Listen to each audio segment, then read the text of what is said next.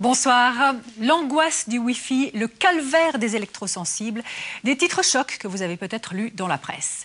Il est vrai que la question de l'influence, de la nocivité des champs électromagnétiques est de plus en plus posée. Elle n'est pas encore tranchée scientifiquement, mais il y a des faits et des témoignages plus que troublants de personnes parfaitement sensées. Vous en entendrez plusieurs ce soir grâce à l'enquête de Luc Mariot et Alain Hudi. Nous sommes tous exposés à un bain d'ondes permanent, un brouillard électromagnétique qui est tout à fait mesurable. Le monsieur avec l'appareil bizarre en face de vous, c'est Peter Schlegel.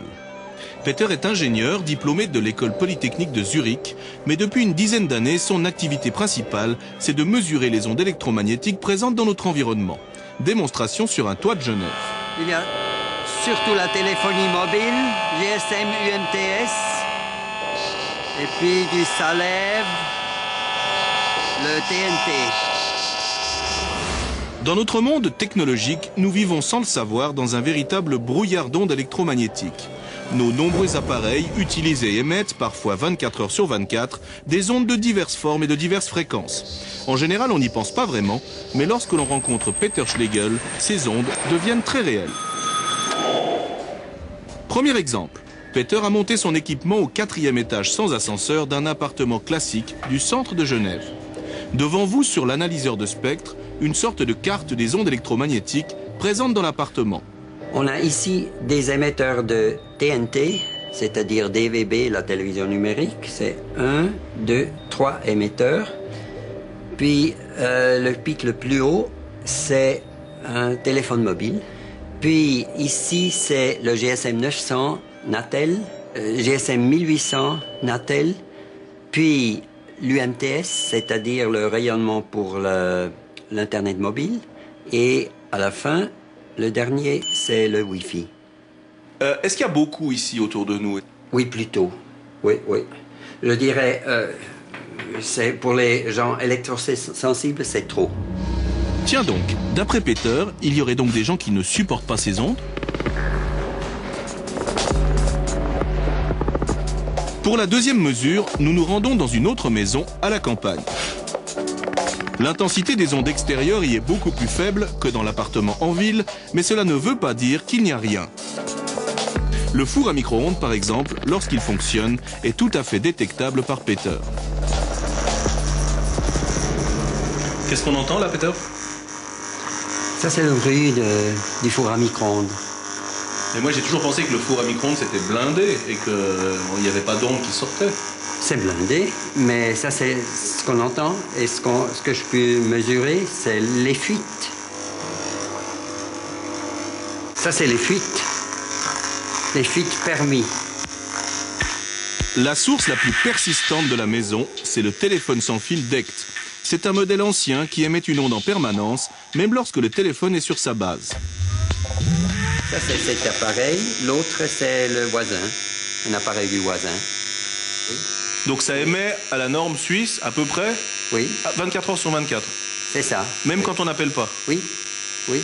Avec les vieux appareils depuis le 1996. Oui. Et maintenant, ça va mieux? Il y en a qui vont mieux? Oui, oui. Il y en a qui émettent seulement quand on téléphone. D'accord. Depuis 2008. C'est le cas du modèle très récent présent dans le bureau.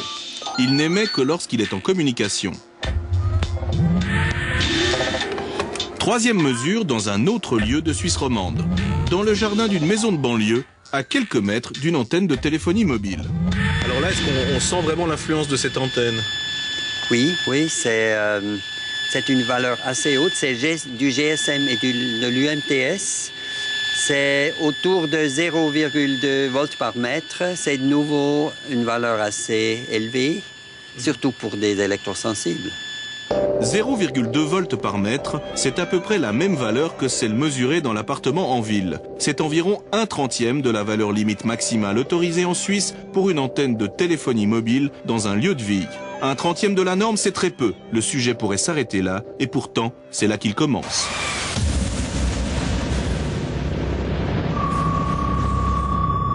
Il est temps de lever le voile sur les clients habituels de Peter Schlegel.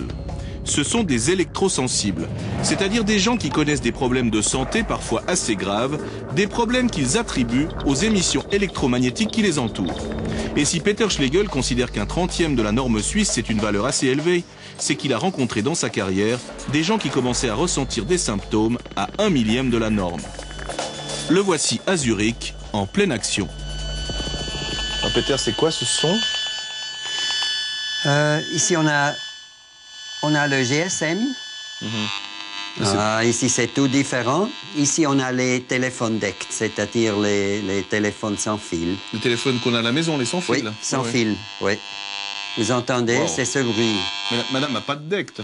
Non, naturellement pas. Donc ça, c'est les téléphones... Tout l'immeuble est plein de ces appareils, comme partout, n'est-ce pas? Comme partout, mais madame supporte mal, quoi. Elle supporte très mal. C'est un rayonnement assez agressif. Et pour des gens comme madame, c'est beaucoup trop. Et ça, chaque nuit, n'est-ce pas? 8 heures à la longue, c'est simplement trop. Je ne peux plus marcher droit, j'ai des troubles du mouvement et, pire que tout, ces tremblements qui me gênent beaucoup. Je ne peux plus vivre une vie normale. Je remarque que la journée, ça va, je peux sortir et ça va mieux. Après 2 ou 3 heures, mon organisme se répare et cela devient insupportable. Mais la nuit, je ne peux pas fuir. Et le matin, je me réveille anéanti. Le problème, c'est qu'aujourd'hui, ne pas supporter les radiations du quotidien, ça rend la vie très très compliquée.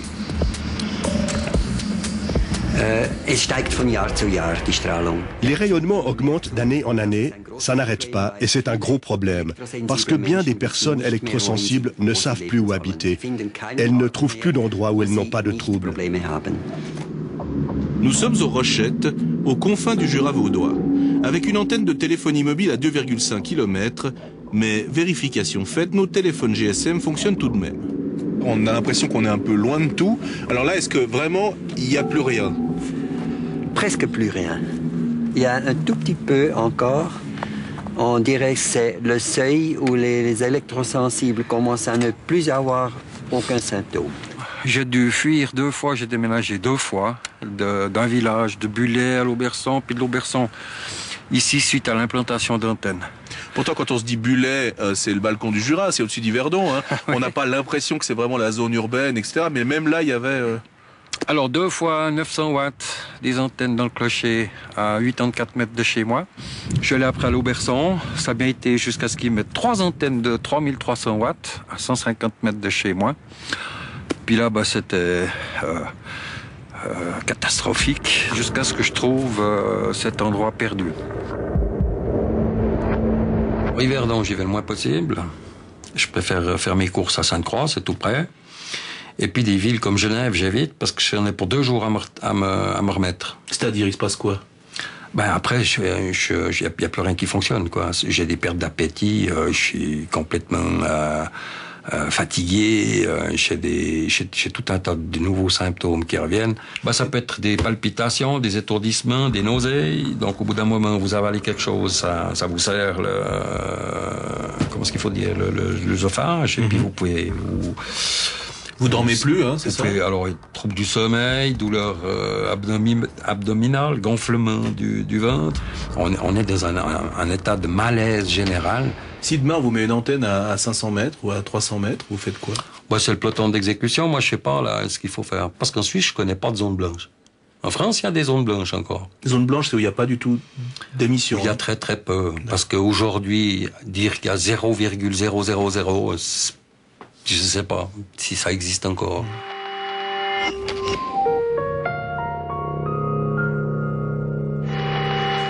Et le problème supplémentaire pour Philippe Hugues, comme pour la plupart des électrosensibles, c'est le scepticisme ambiant, pour ne pas dire plus. Ne pas être cru quand on souffre, c'est dur. Alors Philippe Hugues a créé une association. Il fait un travail de bénédictin en rassemblant toute l'information possible sur le sujet. Et il n'est pas le seul. À la demande du Conseil fédéral, le Programme national de la recherche travaille actuellement sur les rayonnements non ionisants et leurs effets sur la santé. Le rapport final est prévu pour fin 2010.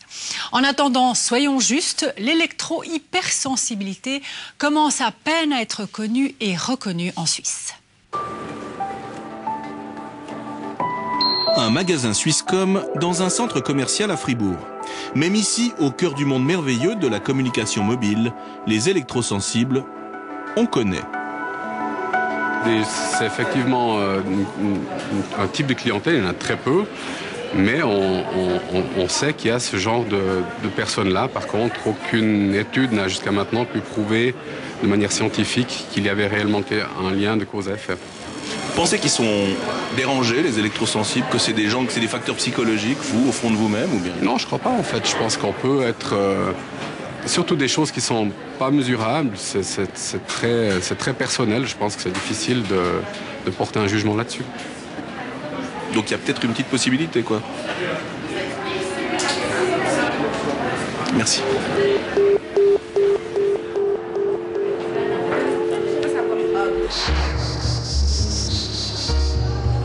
Voici Vera Keller. Vera a commencé à connaître ce type de problème il y a 4 ans à Bâle, en vivant près d'une antenne de téléphonie mobile. Elle se rend aujourd'hui chez un médecin qui connaît très bien la question, la conseillère nationale écologiste Yvonne Gilly. Vera dit avoir maintenant des troubles à cause des appareils Wi-Fi de ses voisins.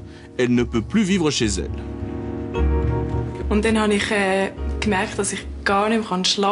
J'ai remarqué que je n'arrivais plus du tout à dormir, jamais, et que j'avais de la peine à me concentrer, même sur les choses les plus simples.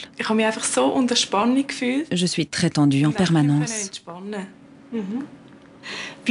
Comment avez-vous remarqué que vous étiez électrosensible? C'est-à-dire, comment avez-vous fait le rapport entre vos symptômes et l'électrosmog?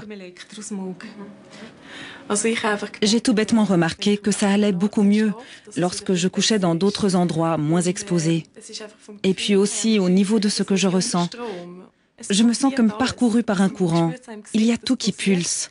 Mon visage palpite. Le plus dur, c'est que je n'arrive pas à l'arrêter. Ça me met dans un état de stress permanent. Yvonne Gilly voit arriver des patients qui se plaignent de ce type de symptômes depuis des années. Alors elle s'est documentée. Elle a consulté d'anciennes études russes ou allemandes et a formé un réseau multidisciplinaire de médecins intéressés par le problème. Nous lui avons demandé comment ils réussissaient ensemble à établir un diagnostic. Les symptômes sont des symptômes fonctionnels et ce ne sont pas des symptômes spécifiques. Ce sont des symptômes que je rencontre aujourd'hui dans 30% des maladies que je soigne dans ma pratique de médecin. Et ce n'est pas si simple de reconnaître un syndrome avec une cause unique à partir de cela.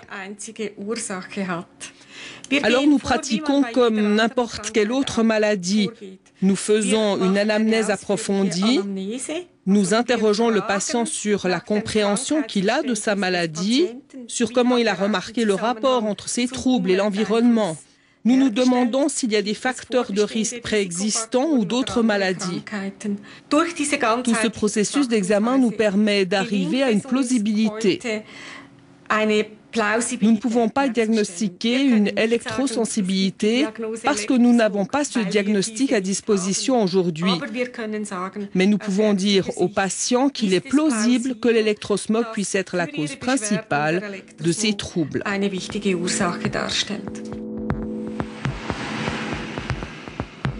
Même si, selon une récente étude, près de 5% des Suisses pensent être sensibles aux ondes électromagnétiques, l'existence de ce trouble est encore sujette à grande controverse dans le monde scientifique.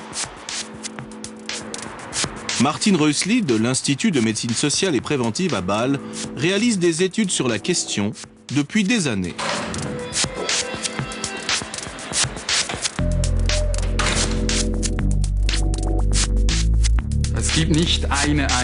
Dans la communauté scientifique, il n'y a pas une opinion unique sur ce problème. Certains disent que cela existe, d'autres que cela n'existe pas. Je dirais que la majorité des scientifiques pensent qu'une grande partie des troubles dont on entend parler est due à d'autres causes que les rayonnements. Mais beaucoup de scientifiques estiment que l'on ne peut pas exclure tout à fait cette possibilité et que l'on a besoin de meilleures recherches sur la question. C'est toujours la même question. lorsqu'une nouvelle technologie apparaît. On se demande si elle peut avoir un effet particulier. Et on ne sait qu'en étudiant les impacts à long terme si des gens y sont vraiment sensibles ou pas. Mais que cela soit à cause des champs électromagnétiques ou d'autres choses n'y change rien. Les symptômes sont réels, ces gens souffrent. Alors nous sommes allés au laboratoire d'électromagnétisme et d'acoustique de l'École Polytechnique Fédérale de Lausanne. Ici, on étudie, on invente et on met au point en permanence des appareils qui utilisent les ondes électromagnétiques. Mais a-t-on déjà rencontré ici, dans ce temple de la technologie, un électrosensible en chair et en os? Est-ce que dans votre expérience, vous avez déjà vu des gens qui étaient sensibles à ces ondes électromagnétiques? Oui, pas énormément, mais sur une expérience d'une vingtaine d'années, on a rencontré une ou deux personnes qui venaient nous dire « je sens ces ondes électromagnétiques ». Ils ne venaient pas se plaindre des douleurs, mais simplement des faits qu'ils pouvaient les sentir. Donc on ne croyait pas, on les a testés, on les a enfermés dans notre chambre de mesure, et dans les deux cas, on a constaté qu'en tout cas statistiquement, le pourcentage de fois où ils détectaient l'onde sans savoir qu'elle était là était bien supérieur à la moyenne. Donc je pense que oui, il y a des personnes hypersensibles. Donc ça veut dire qu'on peut imaginer qu'en Suisse, ces gens qui nous disent « je suis électrosensible, j'ai des troubles », qui disent tout à fait la vérité. Ah oui, sans aucun problème. Ouais. On a intérêt à détecter ces personnes, on a intérêt à les traiter raisonnablement, à faire tout ce qu'il faut, mais on ne va pas interdire les chocolats parce que certaines personnes sont allergiques. Donc je ne pense pas qu'il y a lieu de se dire il faut absolument qu'on arrête toutes les communications mobiles avant qu'on sache plus, mais on peut parfaitement en parallèle se préoccuper et reconnaître l'existence de ces cas. Actuellement en Suisse, les personnes électrosensibles n'obtiennent aucune aide officielle, contrairement, et on le verra, à d'autres pays comme la Suède. Alors il faut se débrouiller comme on peut. Charles, par exemple, un Américain, était analyste dans une grande banque suisse. Une situation qu'il a dû quitter parce qu'il ne supportait plus l'environnement électromagnétique de son bureau.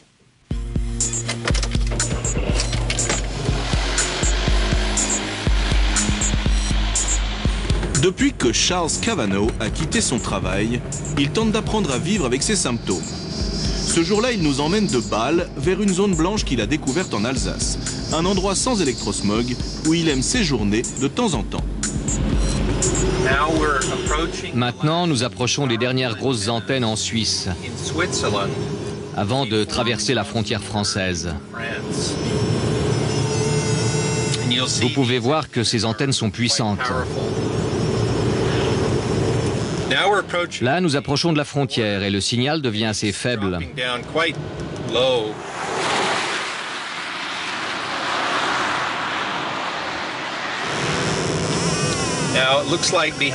Ah, on dirait que derrière nous, une antenne suisse arrose la France.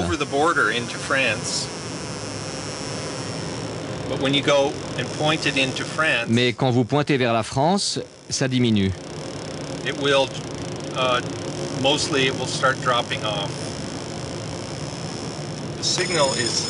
Maintenant, le signal est vraiment bas, moins 70 décibels, c'est-à-dire à peu près 2 millivolts.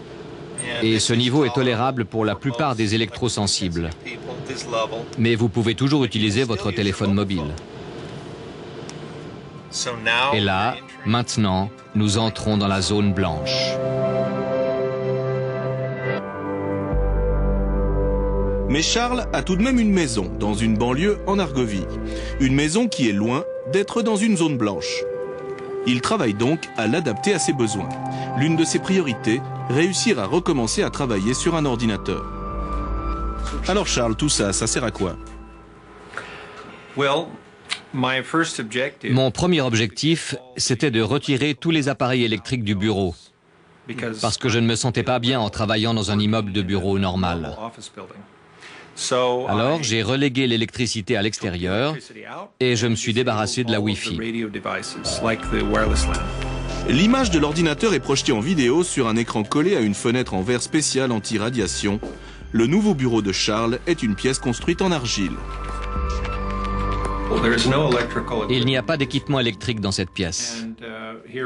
Le clavier est un clavier infrarouge. La souris est ici, les touches là, et tout communique avec le récepteur, donc tout l'équipement est à l'extérieur. Mais quel problème vous aviez avant en face d'un ordinateur? Je souffrais de perte de mémoire à court terme. Il m'était très difficile de me concentrer au travail et cela me fatiguait. Alors j'ai développé cette approche et je me sens plutôt bien.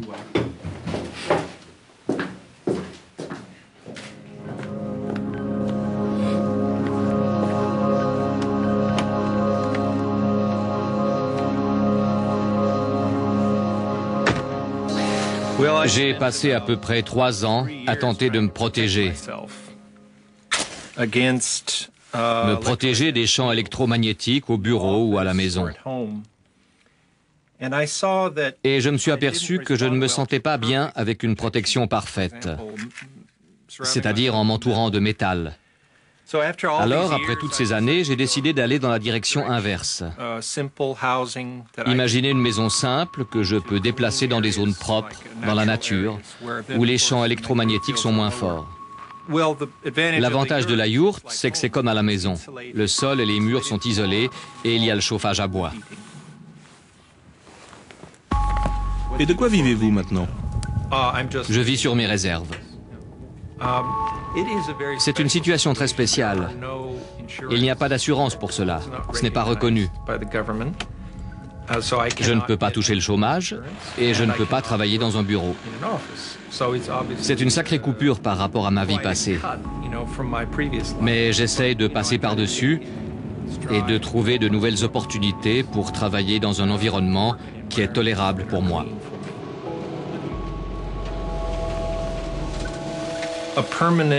Je n'ai pas de chambre permanente où je peux vraiment me sentir chez moi.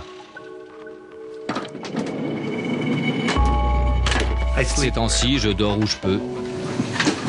Il m'arrive de dormir dans la pièce en argile ou dans mon minibus. Quand je vais dans un environnement propre, mes symptômes disparaissent, donc il doit bien y avoir quelque chose. Vous l'avez vu, la vie est sacrément compliquée pour une personne électrosensible. Luc Mario, bonsoir. Bonsoir. Face à ce problème, quelle est la position de la Suisse officielle, dirons-nous? Je dirais que la position de la Suisse officielle est à peu près la même que celle des pays qui nous entourent, la même que celle de l'OMS aussi d'ailleurs, c'est-à-dire on reconnaît qu'il y a électro-hypersensibilité, c'est-à-dire des gens qui ont des problèmes de santé parfois assez graves qu'ils attribuent au champ électromagnétique. Mais par contre, on ne reconnaît pas que la chose a été prouvée scientifiquement. Et puis on dit quand même qu'il faudrait beaucoup plus de recherches sur la question pour permettre de conclure. En gros, c'est ça, c'est ce qu'on dit en Suisse aujourd'hui. Mais il n'empêche tout de même que quand on regarde les sites de l'Office fédéral de l'environnement ou de l'Office fédéral de la santé publique, on a une espèce d'impression paradoxale. D'un côté, on nous donne des précautions d'emploi pour les téléphones mobiles, utiliser le main libre, les baby calls, les téléphones sans fil à la maison. De l'autre côté, on nous dit que rien n'est vraiment prouvé.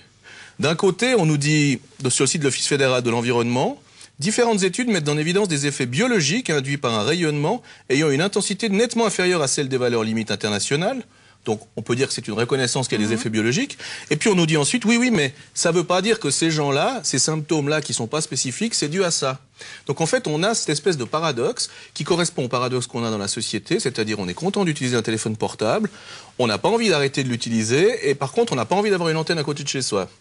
Donc c'est un peu ce problème-là. Je pense que ces prochaines années, on va sans doute avoir, hélas, un peu plus d'informations sur la question et puis qu'on pourra plus se déterminer. Parce que pour l'instant, il faut bien le dire, sur le plan scientifique, aucune instance internationale n'a confirmé noir sur blanc l'existence de cette hypersensibilité. Alors, on confirme un peu partout, au Canada, l'OMS, en Suède, dans plein d'endroits, on confirme qu'il existe. C'est des gens qui s'appellent des électrosensibles et qui ont des vrais symptômes. Ça, c'est à peu près reconnu. Par contre, le lien avec les champs électromagnétiques n'a pas été prouvé scientifiquement d'après les instances officielles. Ça viendra peut-être en attendant. Et en tout cas, le premier pays à avoir reconnu l'électrosensibilité, c'est la Suède, où la vie des électrosensibles est nettement facilitée par rapport à ce qui se passe en Suisse.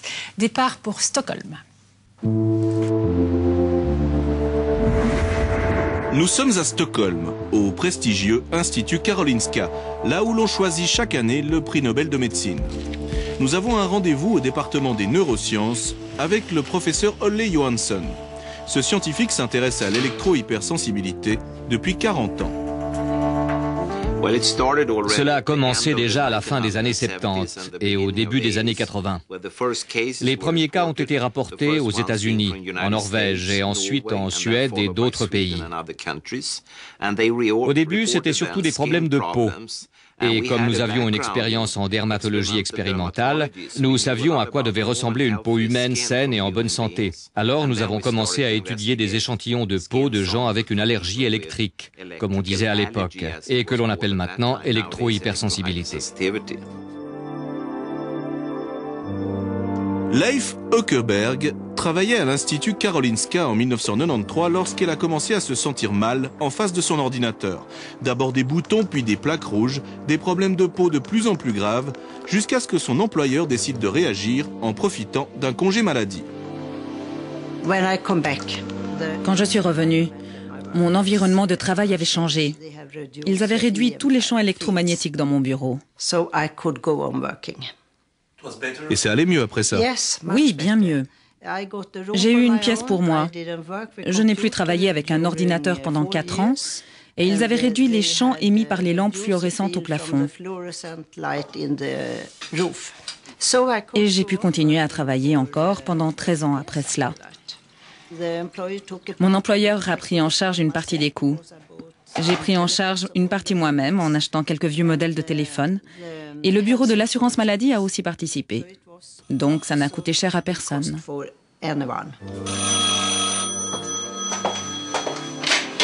Åkerberg.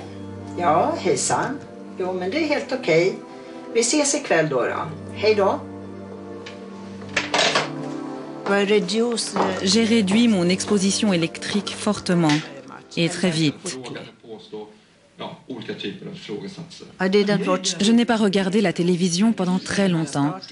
Puis j'ai recommencé à la regarder. Nous avions un poste à tube cathodique, alors je le plaçais ici et je regardais depuis la cuisine. Ah bon? Oui, pendant bien des années. Mais j'ai commencé à guérir très vite après tout cela. En Suède, l'électro-hypersensibilité a été reconnue en 1995 comme une déficience fonctionnelle, un véritable handicap.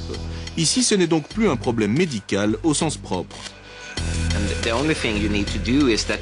La seule chose que vous ayez à faire, c'est d'aller à votre municipalité, voir un fonctionnaire spécialisé que nous avons en Suède, un ombudsman dont le travail est de répondre à vos besoins de personnes handicapées et dont le seul but est que vous puissiez vivre une vie à l'égal des autres et c'est tout. Il faut lui expliquer de quoi vous avez besoin et le processus est lancé. Maintenant, à Stockholm, nous avons pas mal de gens qui ont besoin d'améliorations dans leur maison, comme des protections par exemple.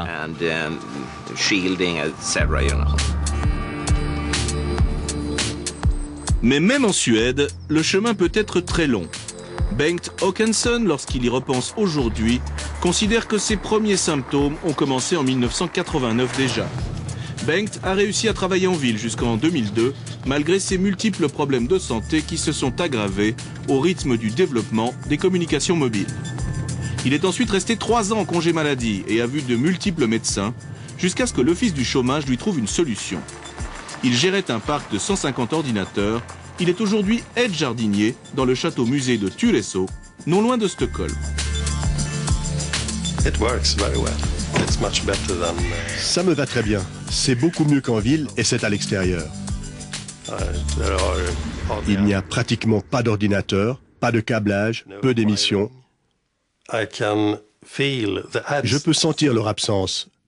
Mon corps se relaxe sans radiation. Ça, je peux le sentir.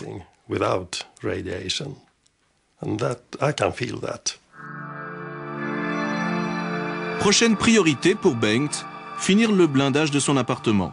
La ville de Stockholm lui a payé une partie du matériel. Peinture anti-radiation, feuilles d'aluminium et surtout les tissus isolants spéciaux qui lui servent de rideaux et de baldaquin dans la chambre à coucher. Ça ne me protège pas complètement, mais cela réduit les radiations. Par exemple, maintenant, vous sentez quelque chose de notre équipement? Oui, je sens le transmetteur pour le son que j'ai dans la poche. Il provoque un picotement sur ma langue. Votre langue? Oui, ma langue est la partie de mon corps qui réagit en premier. Les symptômes que peuvent ressentir les personnes électrosensibles sont très larges. Alors autant diminuer cette exposition, ce qui est préférable pour tout le monde d'ailleurs, en choisissant par exemple un modèle de téléphone sans fil EconoPlus. Vous en trouverez une liste ainsi que des liens utiles sur notre nouveau site internet. L'impact des ondes électromagnétiques, Luc, Mario, c'est un sujet tellement vaste que vous travaillez sur une deuxième enquête qu'on pourra voir dans un mois environ. Oui, on va aller un petit peu plus loin puis s'intéresser à la population en général en se posant cette question au fond à 1 million de francs. Est-ce que ces électro-hypersensibles sont des gens spéciaux, des allergiques, ou est-ce qu'ils ressentent simplement plus vite que nous des choses qu'on ressentira peut-être à plus long terme? Alors on a envie de faire un petit point sur l'effet à long terme, sur ce qu'on sait sur l'effet à long terme des téléphones portables, des rayonnements. Il y a eu beaucoup d'études qui ont été faites ces dernières années et on va essayer de faire un petit point dans un mois environ. On se rejoint. Merci beaucoup, Luc.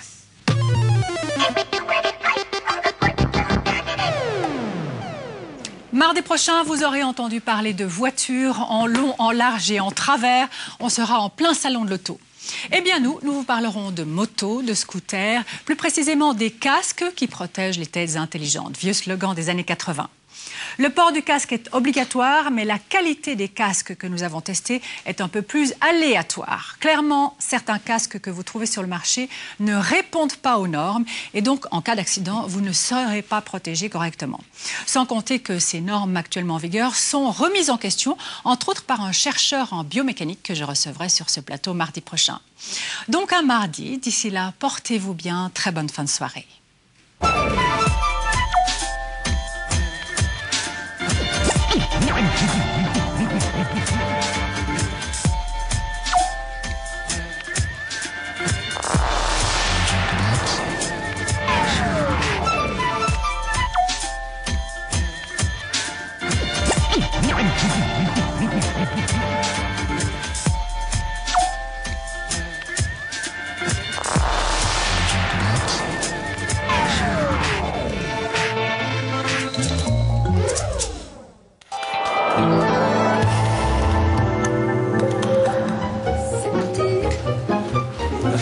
Un massage, pas des chatons. Tout de suite, Joséphine Ange Gardien, Les Braves.